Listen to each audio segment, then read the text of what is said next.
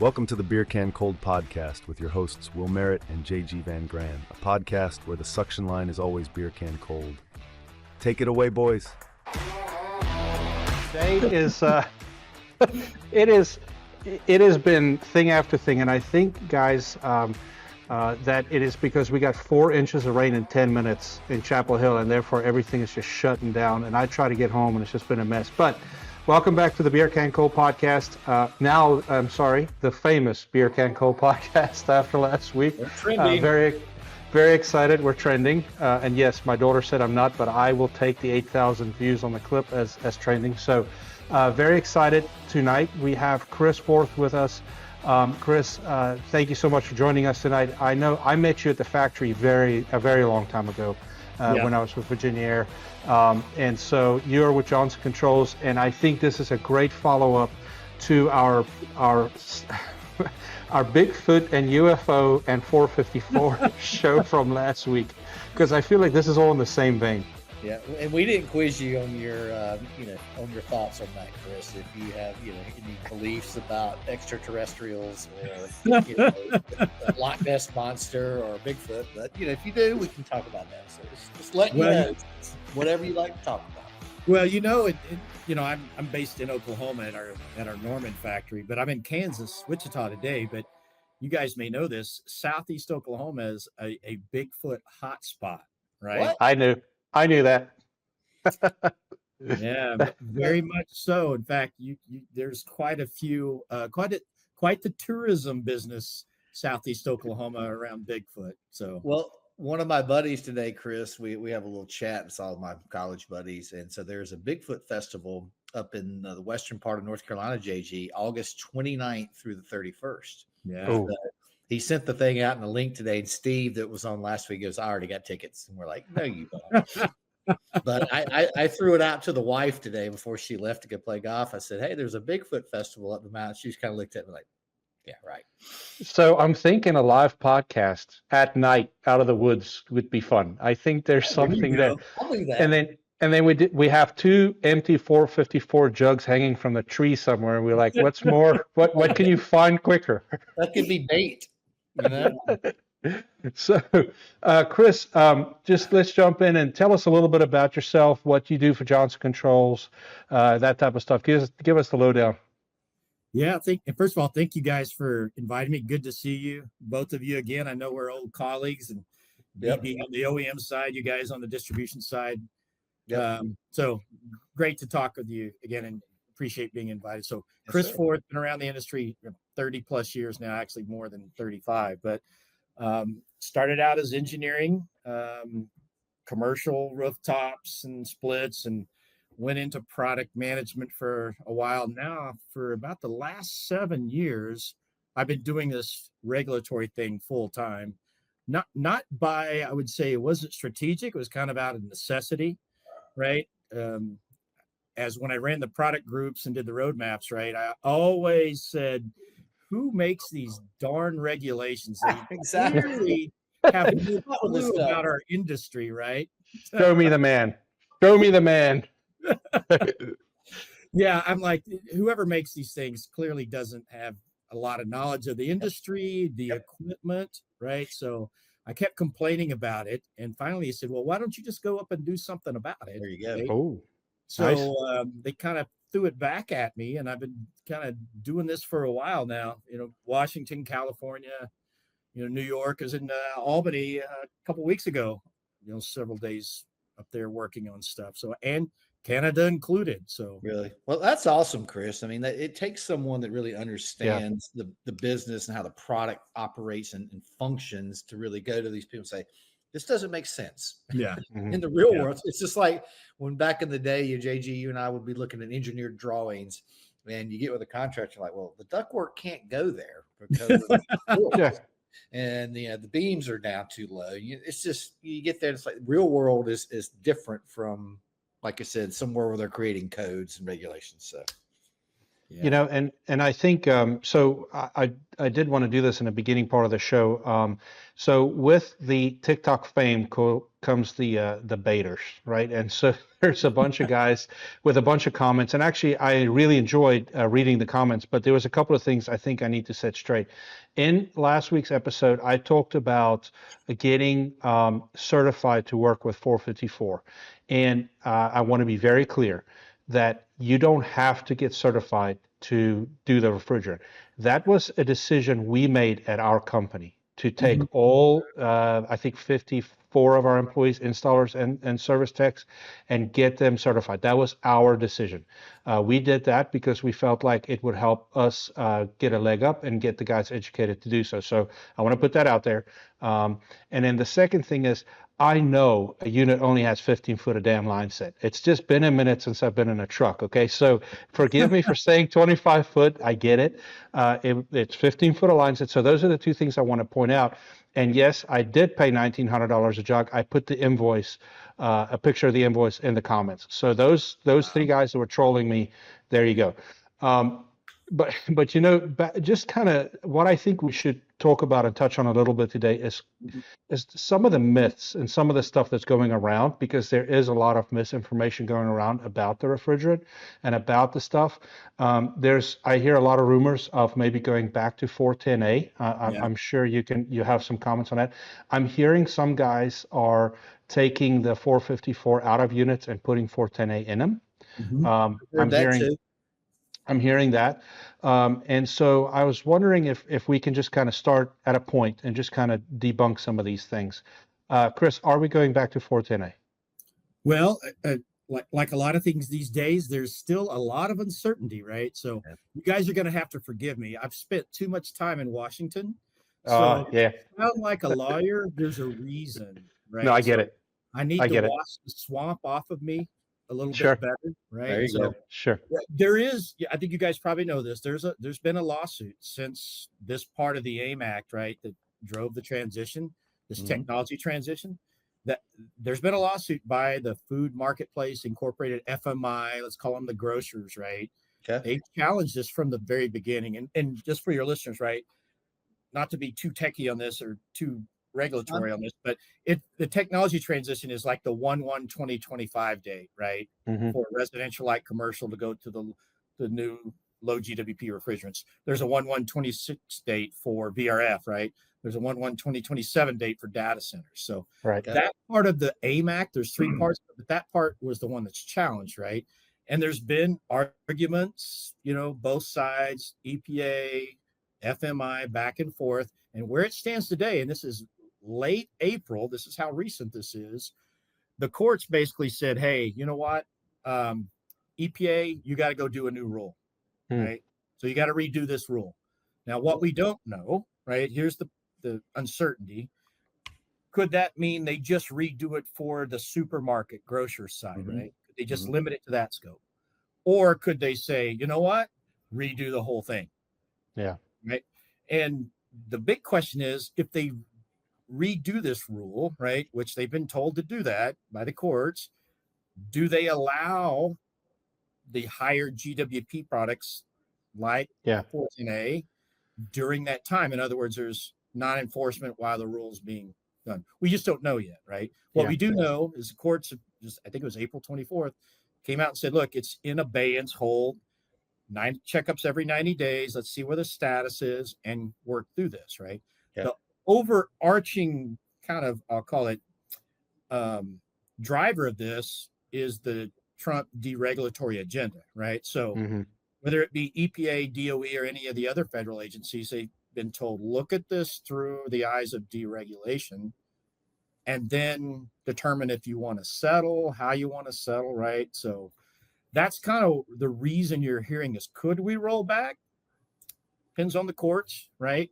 Okay. I can already get to the point where I'm going to want to make with you guys, right, is for those sectors that have already transitioned, right, it would be very difficult to kind of roll that back, right? My factories, I'm sitting in a factory today in Wichita, Kansas, right, that's over 1 million square feet. We've converted all of our assembly lines are converted, right, indoor, outdoor, heat pump, AC, variable speed, all that's converted, right? To go back, would be a huge monumental task, and it wouldn't be necessarily fast, right? Yeah, sure. Mhm.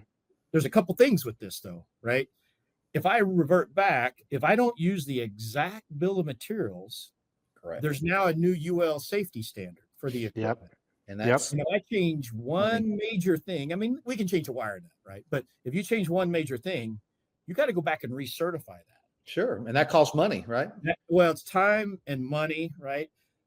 The other thing is, and I think I don't want to get too much into the pricing thing, even though you already brought it up, JG, right? Is this doesn't mean rolling back to the old pricing, right? Because refrigerants, you know what happens to compressors when they go to service parts, right? Or valves or whatever, right? So it's not rolling back to the old pricing either, right? So I just want to kind of make that clear, right? For those sectors like residential, like commercial that have transitioned, chillers, right, that have transitioned, trying to go back would be very difficult. We understand why, from a contractor perspective, they would want to do that. We get it. But the reality is, from a supply chain, right, perspective, to roll all that back, pull stuff out of service, designation would not be easy, and it would not be inexpensive, right? We think that's where it needs to happen. Now, are there sectors like supermarkets where, maybe they look at that? We're open to that, right? But anything that's already been transitioned, that would be pretty draconian to go back. Yeah. Well, and to that point, so actually the company I work for now, we're kind of unique to where we have a residential, commercial, and we have a kitchen division. Mm-hmm. So we talked about that, right, just internally. And, it's like a HVAC system take 8, 10, 12 pounds, however much it might be to run. A freezer is like ounces, right? And so I can see that transition being a little easier. But both of us have been to the factory. We've been to Wichita. The barbecue is amazing. But it's like, I can just imagine what a wrench and the monkey works that would be to say, okay, now we're going back to 410A after everything's been fitted up. So I can understand the resistance from the manufacturers on that. Yeah, and I certainly sympathize with the contractor saying, hey, we're just little over 5 months into this right now. So we also have to remember back in 2010 when we did this, right, we had longer time, but we still have this as kind of the normal part of the transition. There's some extenuating circumstances right here that have added some variability here, tariffs, supply chain disruptions, right, other things that have compounded this transition versus the old one. But all in all, we're still in this. And like you said, I think you brought up a great point. Like we still have distribution partners that are still strongly into 410A. Yeah. Right. So it depends on who ran out, what stocking position they took on the 410A. So it's kind of a mismatch of this thing that's going on right now, because we have some like, hey, we're good. We're not going to need our big volumes until later in the year, right? Some have said, I'm out. I need it now, right? And some of this, there's some, I would call it some COVID toilet paper buying right now, because you've got folks that are trying to do their job, right? And they're like, look, I've got this product coming, and I'm not, I got to have the service gas that goes with it. Yeah. But I don't need it for 2 or 3 months. They're just trying to follow the lead time. And that's where we've run into the other extenuating circumstances, right? Yeah. So you guys heard about the disposable cylinder shortage, right? With all that stuff that, again, compounding factors. But again, we'll work through it. We always do as an industry. We always quote one of our old suppliers for a long time, right? Summer happens every year. Mm-hmm. We're going to get hit with it, right? We'll sell through. We'll work through the supply chains. I'm at the factory today working on some of this stuff, right? Trying to figure out a solution to help the distributor partners, to help our contractor customers, right? To get some solutions out there. So you've seen a variety of options that have been thrown out there, working through. We're a really innovative group, right? That's what HVAC people are. Yep. Yeah. Work good, so.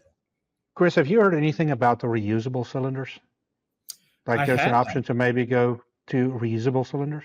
Yeah, I mean, and we've always had reusable cylinders, right? The difference this time is they too are new, right? Because of the 2L. So they got the red band, right? So they're, instead of the disposables, right, also have the red band on them, right? And there may be some gray or yellow markings on those, but the red band is the main thing. And you guys know why we went to that, right? We ran out of colors on the new refrigerants. too many Didn't pastels. know that. Greens, we ran out, right?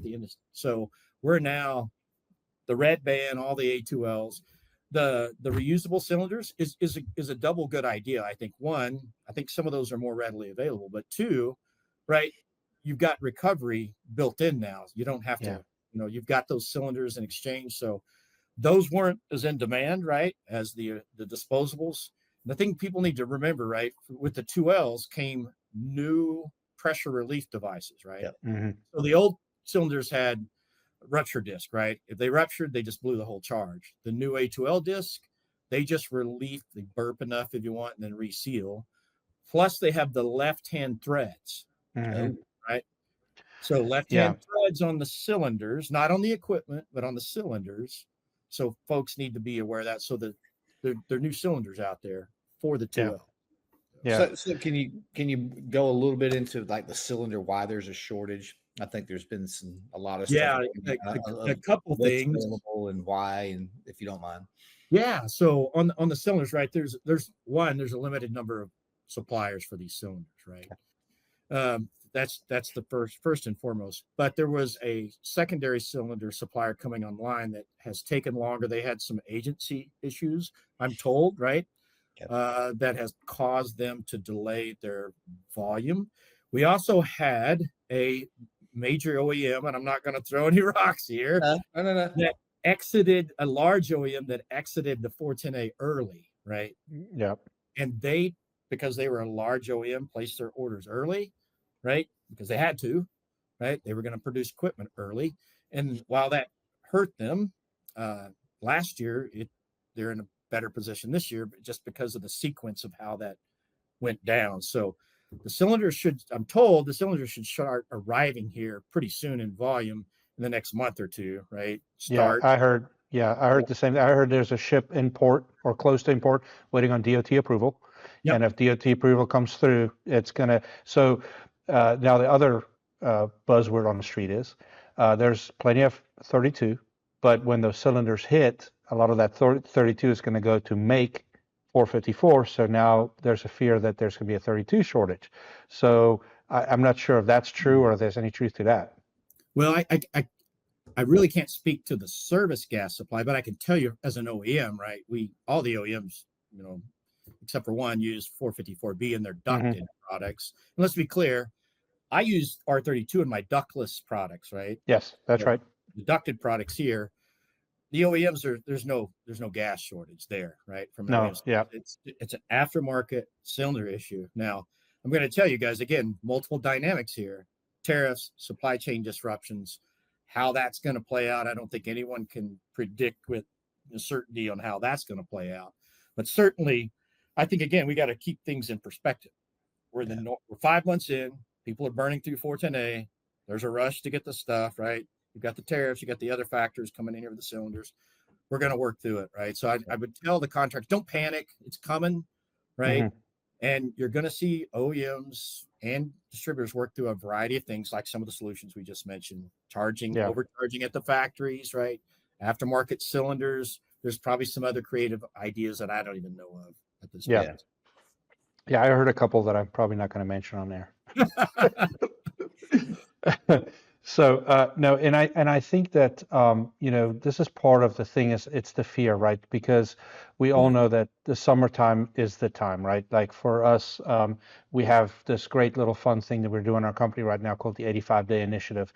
Did you know that there's 85 days from May 1st to August 31st? That's our harvest season, right? And so we're doing a fun thing with our techs and our sales guys, and it's like, okay, I would love to be a part of the excitement, but are we going to be able to take care of our customers? And, I have to have faith from above that we're going to be fine. We're going to work it. We're going to work through it. I tell you what's a little harder though. I do know there's some 410A out in the market left, some equipment. Homeowners doesn't necessarily want to hear that because they have now been educated for the last 5-6 months that, oh, that's old, you shouldn't buy that. And all of a sudden we're saying we don't have it. So you should consider, buying 410 again. So there is some work that we're doing with our comfort consultants to make sure that they educate the customer. Well, I think it has trickled down just like I was telling you, Chris, when we first got on, I was speaking to people in different markets around the country, and just talking to some of our clients, they're saying that they're actually people proactively replacing systems. And I've said, as long as I've been in the industry, 29 years, the only time I really saw that have an impact was during COVID. People were home, realizing their systems were, their homes weren't comfortable, and they had some extra cash, some incentives. Yeah. And they started doing it. But talking to some of our customers, our clients, JG might tell you some of the same thing, that people are going like, let's go ahead and do it. And whether it's if they've heard about 454B shortages, or if they're hearing about tariffs and prices going up, I don't know, but it's, on the contractor side, they love that. But I think I can tell you right now, if I were a contractor, I know JG's in that seat right now, my fear would be it's going to be 90 here Friday. Yeah. Tomorrow. Yep. We got a pop at the beginning of April. It kind of got everything rolling for April, and everybody had a great April, but it's going to get hot as can be this weekend. And if that starts the summer off and we stay strong, I mean, is it going to come to a point where a contractor's like, I can't get the equipment, or I can't get refrigerant, and that's a contractor's worst fear. Yeah.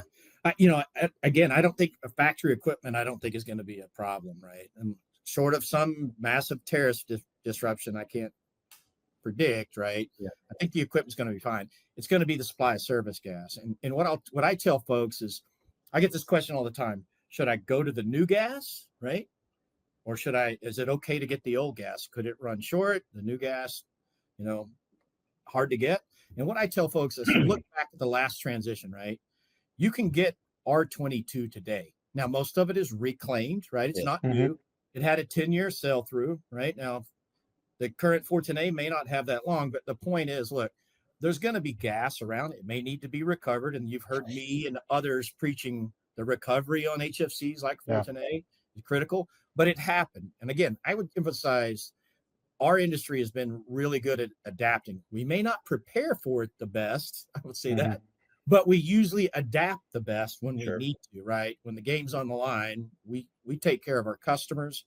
We make sure they have, heating and cooling. And I think that'll be the same situation here. Yeah. You'd be a little rocky here or there, but we're going to, for factories, just like the one I'm in today, full bore running, everything's good, right? We just got some issues on little valve here, contactor here, whatever. Yeah. Working through that, redoing some of the supply chain that's driven tariffs, and just, working through that supply base. So that's a good question, if you don't mind me asking, with tariffs and things, is that looking to push more of the OEMs to, trying to source, parts and pieces, in different places, different supply chains? Absolutely, it is. I mean, it's causing all manufacturers, not just HVAC, right, but all manufacturers to really look at their supply-based strategy. Where have they, placed their bets? They put all their eggs in one basket versus the other. Yeah. Right. I mean, clearly you've heard what the president has said, right? Make your products here or face tariffs, right? So I think some are in better positions than others, and you got to live with the bets you placed, because as manufacturers, right, we're not going to move plants every year, right? Suppliers are same way. But I think if you look at some of the OEMs, and I'm just going to plug mine shamelessly, right? The vast majority of our production is in the U.S., right? I'm sitting in Wichita, Kansas. You guys have been to Wichita and Norman, Oklahoma. You have a small facility down in Mexico that we had to open up during COVID, just because here in Wichita, we couldn't get enough people to staff that plant during the peak COVID, right? So for us, some people, some OEMs are in better position than others for finished goods, but even the supply base, even here in Wichita or down in Norman, there are components that I can't get in the U.S., right? Or not viable if they are in the U.S., right? So we're looking at that from a strategy, right? And you guys probably hear this from, again, not just unique to HVAC. Maybe you diversify suppliers. You have some within the borders, you have some outside the borders, right? And those suppliers are looking at their supply base, right? So it cascades down. A motor manufacturer, where they get their aluminum, their copper, their steel, right? So it is, Will, to your question, it's really caused us to look at this. The thing for us as a manufacturer, when you make these large capital investments, it's not a 1-2 year decision, right? Sure. No. Yeah. You've got to make a 4 or 5 year minimum, right? You got to look at the ROI payback. And so that's what makes it a little bit more difficult. But if you have those multiple facilities and you can make the same products in multiple locations, right? You have to invest to do that with some of the production, tooling and, assembly lines. You can do that. You get some certain amount of flexibility. But I think, this has caused folks to look at this all the way around, right? And from the supply base and say, hey, it has caused us to look at things differently. I mean, you've seen some of the major announcements from some of the automobile guys, right? And others, right? So I think that'll continue, right? Well, I'll tell you that, and I'll shamelessly plug at you guys at this point. When I was a territory manager selling your product, it was very easy for me to say American built, and it was a big selling point for a lot of our contractors. Currently, the company I'm with have made a decision that they're dealing with another OEM, but I will always the tattoo on my butt cheek doesn't wash off, right? So it's like, Please don't show us that is all I'm going to say. No, right? I'm good. But it's like, I'm dyed. By the way, yeah. I'm dyed in the wool because I've been to the factory so many times. I think, I probably held the record, right? Virtual used to make fun of me because I would take. JG's going again? Did he go? But I use trips a year we would do spring and fall. Yeah, but I would use it as new deal acquisition, man, and it worked because they would go there and they would see it, right? And I remember during COVID when you guys had to move down, and I was kind of sad about it, but you kind of did keep it limited to, I think it was air handlers and coils, right? And so it was a very unique thing, and I'm actually. We've never made statements like this on this podcast, so I'll do it first. I'm excited about the initiative to make everything here, and I'm not even born American. I became a citizen about 3 years ago, but I'm proud to say that things are built here, and if it makes sense, right, and it's cost effective. But I don't think people always realize that if things are made here, they're going to be a little bit more expensive, right? Because we paid more for labor. It's just the way it is. Yeah. I mean, again, when you look at your supply-based strategy, there's pros and cons, right? You look at the reasons why OEMs, again, all industries moved outside the U.S. There's multiple reasons, right? Regulation's certainly one of those, right? Yeah. More stringent regulations, but at the same time, there's also benefits to being here too, right?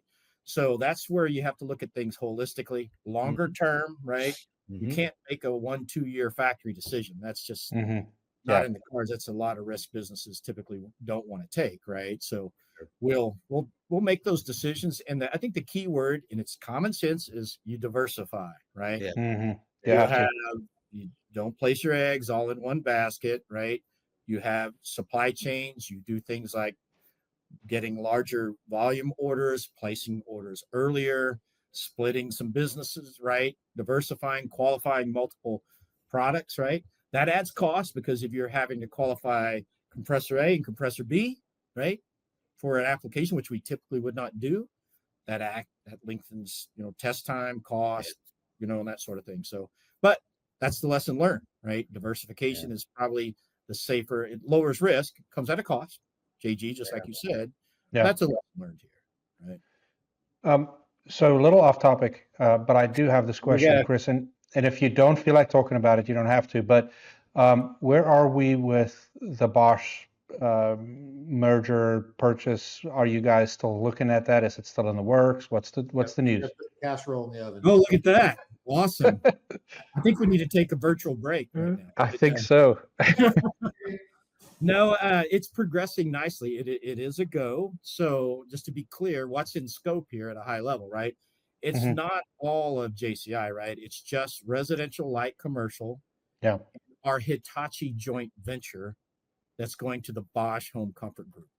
Okay. So it's just that. It'll be summertime when that deal closes, right? So I'm not telling you anything. It's already public. And so we're looking forward to that, right? We think that's going to be good for Bosch, good for legacy JCI, right? It's a good fit. And I think you're going to see more of that. I mean, just, not too long before that, you saw Rheem acquire Nortec, right? Yeah. other. You saw some moves with Carrier mainly overseas with Viessmann, right, and some others. But that's the dynamic world we live in today, Mhm. and we're pretty excited here. I got to tell you about the Bosch transition. There's a lot of benefits. I think it's one of those situations where you can say it's a win-win, right? Yeah. Win legacy JCI, win Bosch, more investment, different investment strategy, and these are all public things you guys can kind of look up from our high-level leadership. But Well, the buzz on the overall, street is moving that forward, yeah, people are excited. There's a lot of buzz on the street about it. So I thought I'd ask. Yeah. So but I feel like, Chris, we need to get off this HVAC thing a little bit. Like we need to see that. I was ready to go there. Can I start? Yeah, me too. Okay. So You go, Will. I used to love going to the Norman plant because Yeah. we used to stay at Sooner Legends. yeah, Yes. And I understand. I have a friend of mine that went to Oklahoma, and I play golf with him. He's actually a pilot for American Airlines, and he said Sooner Legends is no more. I heard. No, So tell us what happened, and just people out there. This place was awesome. It was a hotel, Oh my God, yes. and it was it in Norman or was it in? It was right in- off- It was was that in Norman. Norman. It was Yeah. in Norman, and right off the highway, and it was was right on I-35, right? Just you'd get off, and there it was, and then you could go from there to the plant. And Yeah. but we used to stay there. Had a heck of a restaurant. They had this ribeye special that Yes. JG we probably got every time. I mean, you Every were, time. yeah. you were done Th- once you ate. 32.50. I will never forget 32.50. And then then you had to get the red velvet cake, right? Which is like Yeah, what, taller absolutely. than a beer glass? Well, Yeah. they would Yeah. they'd let me go back and check out the pits. I'd go back in the kitchen because I like to barbecue and grill. But no, Chris, when I would go there, we'd probably had a couple of cocktails after dinner. I would walk around the just the hallways looking at Yeah. all the memorabilia. I mean, just Yeah. so much stuff on the wall. I mean, it could do it for hours. I didn't, but I mean, I would take some time literally just walking around reading and it was awesome. So my friend Chris told me this that hey, this place is no longer. And I was like, what? Yeah. Yeah. It's- Yeah.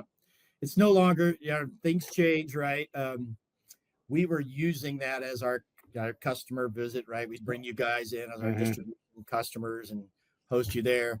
Well, we got a couple things that have changed there. They've got this huge casino, Yep. right down the road. Yep. And we got some newer hotels and the restaurant changed and that sort of thing. So Yeah. unfortunately things evolved, but I got some of my best memories and worst headaches from that place. I can I tell bet. you. Yeah. The last time I went, we had, and it wasn't from North Carolina. Chris, this we did well, and I will say this, Will, and you'll remember. We picked our customers well that we took to the factory because we knew what was involved, right? But some of our other regions may not have done the same due diligence. And I remember the last time I went, one contract pushed another one through a plate glass window, and the Yeah. police was called. I will never. I wasn't on that Forget. trip. Yeah, that was a rough one. Well, let's just say Mm.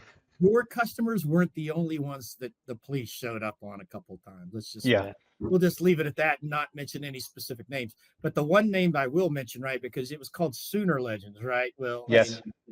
And so when the guys from Texas showed up, right, Ooh. there was a little bit of, I'll just call it friction there. Well, Some of them animosity. refused to stay in the room, right? You had Brian Bosworth on the wall, one of the guys from, I'll call it the competing state to the Mhm. south, that they left and got their own hotel room that was not in that facility. Just That because is of- funny. Yeah. Wow. It's We got a funny. very bad review, but if it had the big T word on it, we said that's okay. We understood. Yeah. We knew we did Yeah. our job well. So No, there was many stories from from those trips. One of the trips I remember because we used to fly into Wichita and then we would stay right on the river. That beautiful hotel, I can't remember what it was, but then the next morning you would jump in and I was there 100 times, so I remember. Yeah. But then you would go through the factory tour. The barbecue was great at lunch, and then you would jump on a bus, and then the bus would drive us Mhm. from there to Norman, Oklahoma for the next day's visits. Yep. And there was a territory manager was new, and actually I found him the other day on LinkedIn. He's doing really well for himself right now. I'm not going to name names. He was a young guy at the time, and maybe he'll listen to this and Does his laugh. name start with an E? No, his name started with an M. So, we keep telling him, hey, all the old territory managers we had would have some cold snacks on the back of the bus, right? And the reason they did that was because it was controlled. Okay, there was enough to go around. The bus would make it there, and everybody would be fine. And this young man thought we were joking. He's like, no, you guys are just trying to get one over on me. And I was like, no. And so finally, somebody convinced him on the way down. So he pulled us up to a gas station that was hooked up to a liquor store. And he just opened up the credit card to the liquor store. And that was one of the biggest disasters of a trip I would ever remember. But on that same trip, I remember we were halfway down, and it started, we saw the storm coming because, Chris, where you live, you can see your dog run away for 5 days. Yes. And we could see the storm coming. And and from South Africa, we have a lot of hailstorms, but I've never been in a hailstorm where it was like softball size hail. Yeah. And I remember riding in this bus, and instead of the bus pulling over somewhere, the bus driver's theory was that speed and power will get him through anything. I was on that trip. I remember a hailstorm. And remember, so we were like, and he would see these Honda Civics on the side of the road, and these big old chunks of ice would hit him, and you'll see the just incinerating windshields and stuff. And I'm like, we're going to die. We're going to die. This is a definite thing. And I would never forget, halfway down this road, as this bus driver is just like hammering down, the bus is like, there's like this pop-up lid pops up in the middle of this trip, and a big old thing of ice comes right through the hole and hits on the ground. And I remember there was a wife of one of the contractors, and she just started screaming. I was like, we're going to die. This is where I die, on a highway in Oklahoma. So that was a lot of fun, man. I have done that myself, driving from here in Wichita to Norman, got caught in a hailstorm. And not only did I get hail, we saw the tornado that was in the actual storm. And that, unfortunately, that's just kind of par for the course here in this part of the country, right? The National Weather Service is located in Norman, Oklahoma, but we've had some pretty notable storms, and unfortunately, they've been, some of them, pretty devastating. But that's that's just where you live, right? We love our home states, right? We love the factories, and we're here for a reason, right? The factories are here for distribution, right? So we can be in the middle of the country. But I can tell you, there's been some pretty damaged folks with PTSD from some of these weather events. They don't typically come back once that's happened. So I bet. So one year, and Robert Deese he would love that I tell the story, and I'll actually send him this clip because I talked to him earlier today. So I took them down to for the factory trip, and we ended up in Norman for the night, and we got done kind of early, and so I took them via Uber to go see the memorial, right? Which is incredibly powerful. If you ever in that area, you have to go. And so we're standing there going through everything, and one of them piped up and said, "Hey, did you guys know that Discovery show where the guys race the street rods, they're down here? Big Chief's, his garage is down this way somewhere." Yeah. And I said, "Well, should we go see where it is?" And sure enough, so we get another Uber. And so we're getting further and further away from the hotel, but we go and we find this garage, and it's just this little garage in the middle of nowhere, but take a bunch of pictures in front of the sign, and it's a thing. And so on the way, we can't find an Uber back. So finally, one of them said, "Well, there's this other app called Lyft." And I was like, "Guys, I travel a lot. Lyft is not and nothing against Lyft. I was just like, haven't had good experiences." So the guy's like, no, we're going to get a Lyft. So sure enough, guy comes and picks us up, and he picks us up in a Ford. What's those old? Was it a something Star, like the old minivans, right? Eurostar, something. So they make me sit in front, and this gentleman, bless his soul, was every bit of 550 pounds. But when the door opens, it is the smell of lotion, and it's weird. And it's just like really weird. Like the whole thing, it's just weird. And there's like this whole like pile of like used tissues, and like it's just weird. So we're driving up the road, and freaking Robert Deese is sitting in the back of the bus, and it's very tense because this guy wants to have these conversations, and I'm uncomfortable. And my phone dings, and I look at the phone, and it's Robert Dees from the back of the bus texting the message. It rubs the lotion on its skin. Oh my God. And I start laughing. I can't stop laughing. Let's just say, by the time we got to the hotel, I gladly fell out of the door. I was like, yes, we're good. I tipped well and we moved on. But yeah, there were some great stories, man. I enjoyed those trips. They were really fun. Yeah, well, elaborate on the memorial. People may not know that was Yeah. Oklahoma City bombing memorial. Yeah. And actually, from the I just federal- watched the documentary with my wife Yeah. again the other day. Yeah. It was I'm Timothy McVeigh, right? Was the bomber? Yep. Yep. It's a homegrown terrorist that planted a really big bomb, pulled it up in a U-Haul truck pretty much in front of this Yep. beautiful building in Oklahoma City and blew the whole building away. And a lot of people died. There's a a lot daycare there was there, right? there was a If I'm mistaken. daycare, and Yeah. I'll tell you, nothing punches you harder in the gut than Yeah. understanding the tombstone of the kids, right? And like, because they have these little markers. It's not tombstones, like these little markers of everybody that passed. But if you look, what I found quite interesting is if you look in the buildings around, they never fixed some of the damage in the buildings where, some of the bricks are blown away or whatever.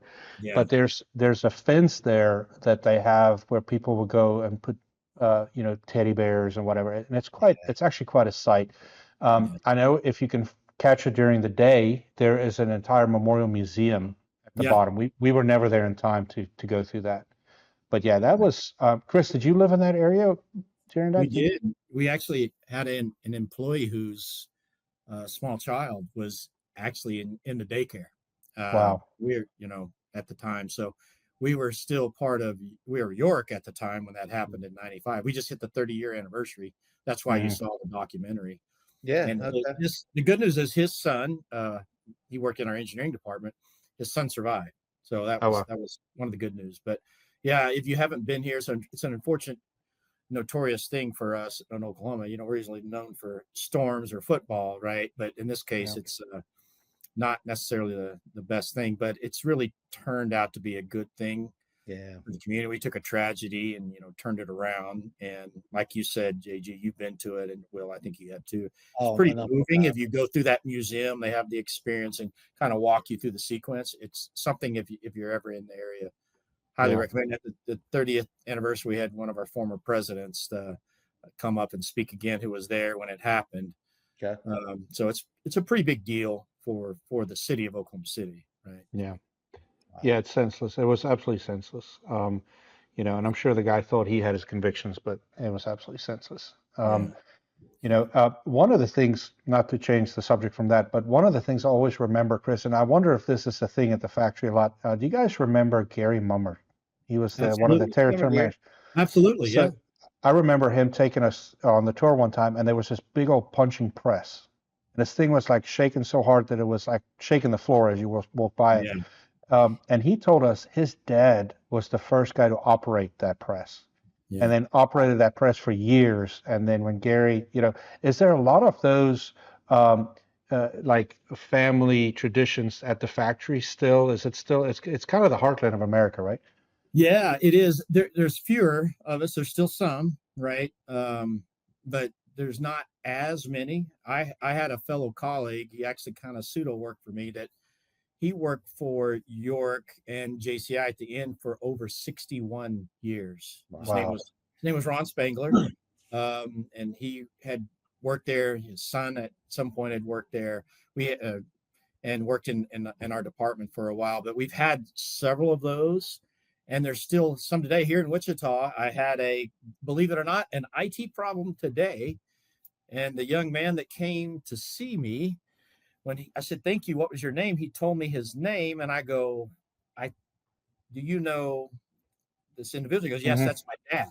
Right. No kidding. His dad worked in my product management group here in Wichita for many years. So we do have some of that. And that's a very good thing, especially we need as much, people in the industry as we can get, right? It's a competitive market out there for all types of talent, right? And that's a good question. Yeah. Chris, how hard is it right now? What is it like for you guys getting, sorry just thought that'd be a great thing. How is it right now for getting, employees and getting labor there? What's that like these days? Yeah, it's probably the sounding board you've heard many times. It's tough out there, Okay. right? There's so many new job opportunities, especially with the quote gig economy, Uber, Lyft, as we talked about, right? Amazon warehouses everywhere, right? Mm-hmm. In Wichita, we've got oil and gas, you've got the aircraft industry, right? You Mm-hmm. got big ag. So it's a very competitive market, more so than it's ever been, right? Now, from a positive perspective, right? If you look at that, that's a constraint, but our growth, our industry has never been better, right? I think Yes. last year we put 10 million new units. You look at the shipment numbers, right? Mm-hmm. That's 1 year, right? And the year before that, it was 9. We had a little dip during COVID, but this is still long term. You've heard the president talk about trades, right? All the talk on trades. We need tradespeople. We need factory folks. So if somebody wants to go to work, we got jobs. There's no question, right? At Sure. all levels, OEM, distribution, contractor, technician level. Never been more opportunity. If you don't have a job, I'm going to tell people it's because you don't want one. We've got That's it. right. Yeah, that's true. Well, and I'll tell you, the tide's changing too. We've done several podcasts on this. It's something I'm super passionate about. Yeah. My daughter called me today. So she's a senior in high school. She's graduating, and she said, "Hey, Dad, I have at least 5 or 6 guys in my class wanting to do heating and air." And that Yeah. excited now I drive an hour and 10 to get to work, so I don't know that I'm a fit, but I know enough people, and I'm like, let me know who they are. And Chris, that's something, and I've said it many times on this podcast. That's something we are doing. It's really hard for us to find skilled technicians that lives our core values. And yes, we might be picky, but we're putting these people in front of our homeowners and our customers. Yeah. And so what we found to be very helpful is we recruit them straight out of community college while they're still in school. We help them with their tuition. We give them a truck. We give them a uniform. They go to school in the morning. They run maintenance in the afternoon. And when they graduate, they come on with us. We have 100% retention rate with those guys. They stick with us, and they stick with us long term. And so now, coming to fruition, our field manager came up through that way, Chase, young guy, but man, he's been with us for a while. And so we're seeing this thing happen, and so it's a long term play. And right now we're growing like crazy, and I'm trying to find a couple more technicians to hire that with some experience. But it's easier, much easier, to find a young kid, teach him your culture, get him excited about what you do, pay him well, and have him stick. We're starting a plumbing department. Yeah. I'm not gonna lie to you. I interviewed 3 plumbers last week. All 3 of them were drunk. Drunk in the interview. You told me that. I'm like, what? So then I'm in a round table once a week with other business leaders, and I bring this up. They're all over the country. If you're up north, the guys up north doesn't have this problem really. There's a couple of guys in a group from North Carolina, a couple of guys from Florida. They go all the time. Dude, I actually had a guy show up for an interview. He fell out of his truck, and I'm like, dude, why? But then I do this. I start speaking in Afrikaans while keeping a straight face, which is my native language. And then I just look at the facial expressions, try not to laugh. Or I'll start moderating my voice, or I'll just move my lips and not talk. I do these fun things to see where this interview could really go.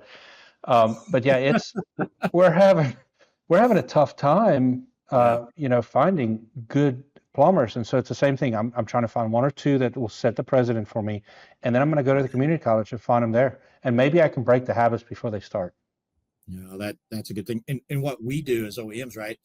I forge relationships at the corporate JCI level. We've got trade school investments, local level. I just did a presentation here a couple months ago here and just talk about Wichita with a local trade school. There's a union, pipe fitters, right? And that sort of thing. But we're donating equipment. So they get to know our equipment to these schools. We recruit from those schools for our lab technicians, for assembly line, right? I'm just telling you, the pipeline, was a constraint. I would say it's definitely getting better with the federal support, right? There's a lot of states, like Oklahoma and Kansas are particularly strong in the vocational education side, right? Heat and air. And we're really pumping that, investing in it as an OEM. And I think you'll see that continue certainly under Bosch, right? Where we'll keep driving that forward. We all need good employees, right? Yeah, we And do. for any manufacturing renaissance, right? That's the prerequisite to have the workforce, right? And I remember the Chamber of Commerce's in multiple states, like in Oklahoma, where I'm the most familiar, right? That's the number one workforce issue. It doesn't matter the industry, right? Yeah. Oil and gas, ag, HVAC, manufacturing in general, good supply base of workers, right? And the schooling, finding ways to engage with the students early. And I think what you've described, JG, is probably one of the most successful programs, right? We just need to figure out how to scale that up, Yeah, that's right? right. And get others to do that and hang on to these young talents. And I'll tell you right now, just like you mentioned your daughter, right? Hmm. A lot of our field is men dominated. I'll tell you right now, I've seen more women and more It's minorities, right, it's entering really our turning. field and being extremely successful. We have We're a bunch of customers that Yeah. have Yeah. female technicians, and I always hear it that the customers love them. I Yeah. look at reviews, Chris, all the time. We the review software our customers use. I see them all, Yeah. and they're always calling out the females. They love Yeah, them. Yeah. absolutely. We Absolutely. actually interviewed a girl today that if she comes on board, she'll be our first one. I am very much searching for some female technicians, especially in my maintenance department, because Yeah. they have a better way of talking to the customers. And I'm super stoked, right? But yeah, I definitely think there's a shift. There's a dynamic shift. It's now cool to buy you a square bucks Chevy out of high school, lift it, Yeah. and be a tradesman. It's becoming cool again, and I'm so excited about that. That's my middle son is he graduated high school and he walked right into a heating and air company. Won't work for dad yet. We're working on that, Yeah. but he's doing really well. Well, he's working close to home. I travel quite a ways to get to work, but he loves it, and it's the freedom. He bought his first little pickup truck cash the other day. It's all these things, and it's like I have two other kids, and they have significant college debt because they wanted to go play rugby. So, Yeah. there's a little bit of that, and I'm proud of them too. They're going to be just fine. But I think it's becoming cool to not go to college again, and I think there's a message It's there. interesting. I hate to date myself here, but one of my grandkids, Yeah. he's going to be a senior next year, and he's saying he doesn't want to go. His mom and stepdad they have a contracting business, Chris, and do a lot of remodel type stuff. Yeah. A lot of custom stuff, and he's not sure yet, but I've told him, I'm like, hey, Parker, it's a great business to be in. My son, who I just texted, he's come down here to do something. He graduated last May, Chris, and he went to work with us. Yeah. So Nice. he actually went to a high school that it was called the Apprentice Academy, and they were new. Unfortunately, they did not make it. He graduated, and they went under this past year. Yeah. But this past fall, but they were kind of geared around the trades, and so I did all I could to try to help them with it. But it was a new school, but there's a lot of push towards that. But it's just going to take. There were so many years of pushing kids. Like when I grew up, I'm 55. Growing up in the 80s, I knew I was going to college. There's no question, if and or but. I made pretty good grades, and it was pretty easy to get into school. But that's kind of that message kept going, and I think it's changed now. That not that college is bad, nothing wrong with college, but I think there's some of the other career opportunities out there that don't require, like JG saying, the debt and So well, we do the community college thing, and we're hiring a new HR person. So the one thing we're interviewing for is a very strong HR person with recruiting in their background. So they're going to lead this program forward and get us into several more community colleges. Yeah. But we actually are in partnership with a school too. And so my service manager and my field manager went to a signing last night at 5:30 for a kid that's coming to work with us for this summer. And they just signing just like the athletes did. And we have our swag out there, and they celebrated that just like, a kid going to college. And I think that's how you're going to start changing this, right? We try to do that here through the local rugby club where I coach. We just never could get that piece off the ground. But it's like we should celebrate them going to the trades just as much as we do kid going to college, Absolutely. Yeah. And said we're very strong in that and want to get stronger. We want to partner with more of the trade schools. That's why a lot of my talks, the focus on refrigerant, the transition, and test for DOE stuff. Mhm. Really, I'm going down to a lot of these, trade schools, union halls, right? We don't care, union Yeah. or not union. We're in the business to help bring that trades to a higher level, because Mhm. we all got to have it to grow, right? That's the Yeah. prerequisite. We can all say we want to grow, but until we solve this workforce shortage issue, right, that involves, like you said, changing the dynamics, changing the thinking, right, on It's it. multi-layered. It's working, right? We've had a phenomenal, I don't know the statistics, but like there in Oklahoma, here in Kansas, phenomenal increase in the number of trade school, Yeah. enrollment. That's been huge. And the states, the people are voting it in, right? How much tax dollars to help support these schools has been huge.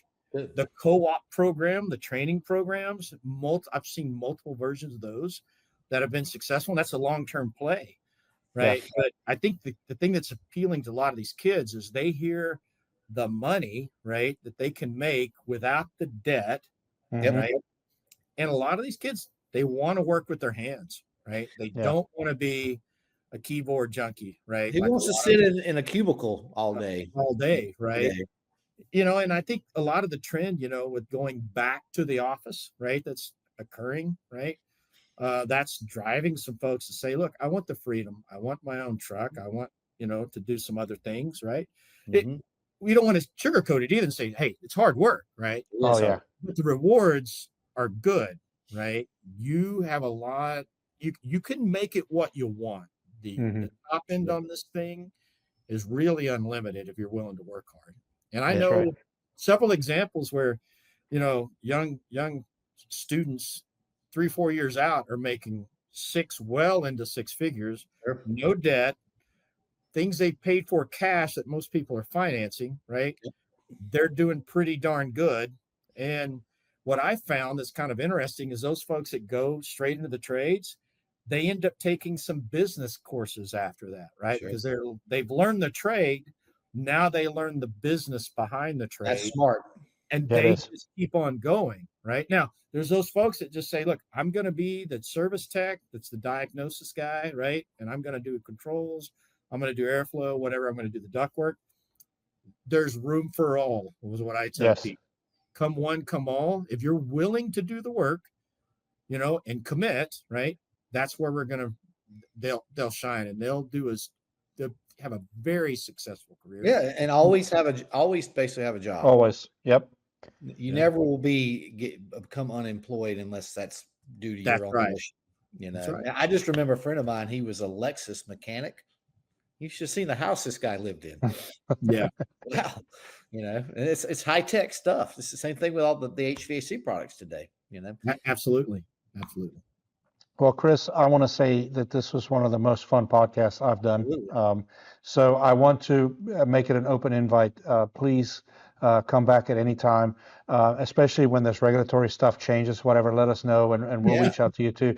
I want to become the fun but educational, podcast too. And we have a lot of fun here. I'm sure we have, if we had Bigfoot last week, you this week, what are we doing? Monster trucks next week? Well, what are we? Well, we actually have Patrick Lang. He's Okay. The business modification group. I'll go ahead, I guess, tease it out. I messaged him today. Chris, he is a company that helps contractors buy and sell businesses. Oh, very very good. He's kind That's of gonna be partnered with the group I'm in, and saw him in Florida back in February, and we talked. And I said, "Man, I'd love to have you on." Not sure if his son's going to join or not, but that's what he does. So he's. I want to know more about. There's been tons of private equity money in our industry for years. Yeah. And he was giving me a little bit of insight in that. I don't want to share any secrets, but it's very interesting to hear what he told me. So he's our guest next week. And so again, Chris, blast, great seeing you. And we try to keep it light. It was very educational. I'm not up on as much as this stuff as I used to be. I do keep my finger on the pulse of things, but I just being kind of out of distribution for over a decade now. It's I like to know what's happening. Well, I would extend the re-invite to both of you to come to Norman or Wichita. Ooh, I'd love it. See, there's quite a few things have changed. There's a huge lab that you haven't seen in Norman, 120,000 square feet, 50 foot tall, right? That you would be surprised. Yes. And we've got some upgraded barbecue. I can promise. Oh, right. Well, So I've been talking to Will about a road trip, and that would be very good if we can from the plant. Yeah. Well, yes. And let me put this out there. And again, shameless plug. We have a ducted systems training academy. Yes, I do know about that. Yep. I think last year we brought in close to 4,000 techs that we trained on our product, all under roof, so you can come any time of year, up to 150-ton rooftop, under roof, live training, live unit, all the way down to a 1.5-ton split gas furnace. So I think we might need to do a podcast from there, right? I'm in. I'm in. Right. I would love another trip out there for sure. And as long as I don't have to use a Lyft driver, I'm going to be okay. Well, I'll put you up in the F-150 truck. How about that? There you go. I'm in. We'd stay close to campus, JG. I always find the older I get, if you venture off of campus, you get into trouble. Yeah, I believe me and you stayed very close to campus several times last year, so I agree with you. Yeah. It's much more fun on the campus. Yeah. So, well, Chris, again, thank you very much. And everybody will be back. I don't think there's a reason for us to take a hiatus next week, so we'll be definitely on, and I will get my mic fixed before that. And everyone, we go live tomorrow night, Thursday the 15th, 6 p.m. Eastern. Okay. We go live on Facebook and LinkedIn, and then it'll be live on YouTube as well. Yeah. Awesome. Yeah. And apparently, according to the TikTok professional in my house, my daughter, we need 1,000 followers before we can do a live there. So, so we're on the way. We just need about 9,000 more, but no, actually 9,900 more. So any help and like would be much appreciated. But thanks again, Chris, and we will be back with you guys next week. All right. Talk to you guys soon. Thanks. Thanks, Chris. Have a good night. Pleasure. Bye.